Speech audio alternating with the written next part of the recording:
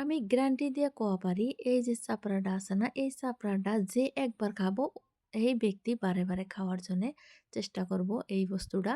আর এটা খুবই সহজ করে বানান যায়। আর এটা একটা মুখরোচক রেসিপি। তো রেসিপিটা বানাতে মাত্র নাগে চাইল। আর এই চাইল দিয়ে এত সুন্দর রেসিপিটা বানায়া খাওয়া যায়। তো চলো দেখে নাও আমি কি নিছি আর কি চাইল নিছি।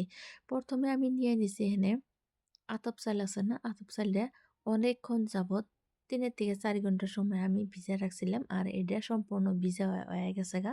তোমরা চাইলে যে চাইলের গুঁড়া আছে না? গুঁড়া দিয়েও বানান পারো। তো আমি ভাবলাম যে পাটায় বাইটে আমি বানামু। আর এটা খাতে বেশি স্বাদ লাগে। তার জন্য আমি চাইলটা ভিজা রাখছি। তো এখন আমি নিয়ে নিছি মসলা হিসেবে ১ টুকরা আদা। তারপর নিয়ে নিছি যা নিজের ওর পছন্দ পরিমাণে কাঁচামরিচ, মানে যে পরিমাণে ঝাল লাগবে ঠিক ওই পরিমাণ অনুযায়ী। তারপর দিয়ে দিলাম কয়েক কোয়া রসুন। তো আমি মসলা হিসাবে এই কটাই ব্যবহার করবো। আর এডি দিয়ে আমি একসাথে ভালো করে বাইটে নিবো। তো আরো কিছু নিয়ে নিছি এই যে ধইনার পাতা আর লেবুর পাতা। ধইনার পাতা যদি তোমরা নাও দিয়া খাও তাহলে লেবুর পাতাটা অবশ্যই দিবা। লেবুর পাতাটা দিলে সুন্দর একটা ঘ্রাণ আসে আর যখন দাঁতের নিচে পড়ে খাতে খুবই ভালো লাগে। আর এটাকে স্বাদ বাড়াইয়া দেয় লেবুর পাতায়। আমি যে চাইলগুনা করে নিছি, বাইটে নিছি। আর চাইলটা অল্প, অল্প দানা, দানা রাখছি যাতে খাতি স্বাদ লাগে আর মুচমুচা হয় তার জন্যে। একদম মিহি করার দরকার নেই, অল্প দানা, দানা থাকলেই ভালো হয়। তো আমি দিয়ে দিলাম নুন, তারপর দিয়ে দিলাম হলদির গুঁড়া আর এখন দিয়ে দিলাম আমি ধইনার পাতা আর লেবুর পাতাগুনা যে ভালো করে কুচি কইরা কাইটা রাখছিলাম ঠিক ওইগুনা দিয়ে ভালো কইরা আমি ফেটায় নিতেছি। অনেকক্ষণ সময় যাবৎ আমি ফেটায় নিমু। তো বন্ধুরা আরো একটা কথা আমার এই রেসিপিটা যদি ইউটিউবে থেকে দেখে থাকো তাহলে অবশ্যই একটা সাবস্ক্রাইব করে দিও। আর যদি ফেসবুকে থেকে দেখো তাহলে একটা ফলো করে দিও। তো যাই হোক কথা কতি অনেকক্ষণ সময় হয়ে গেল গা। আর হলদির পরিমাণটা কিন্তু নিজে খেয়াল রেখে দেন যাতে বেশি না হয়, বেশি হইলে কিন্তু গন্ধ কব। তো ওইটা মাথায় রেখে হলদির পরিমাণটা দিলে হলো। তো এই যে পাতলাও না বেশি কোনো না একটা সুন্দর গোলা বানায় নিলাম। তো এটার ভাজার উপযোগী হয়ে গেছে গা। এখন আমি ভাজমু।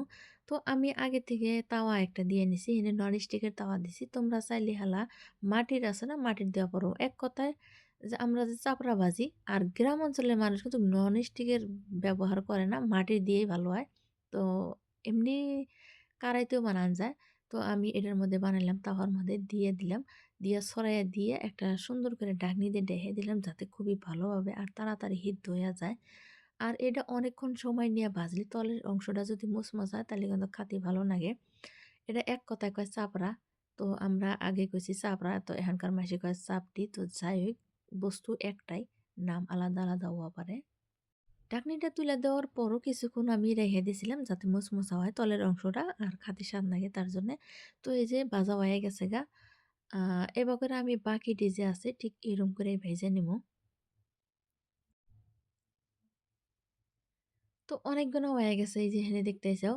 তলের অংশটা খুবই মুচমুচা হয়েছে। একটা হেকড়ায় মেরেছে, একটা কম হয়েছে, একটা বেশি হয়েছে।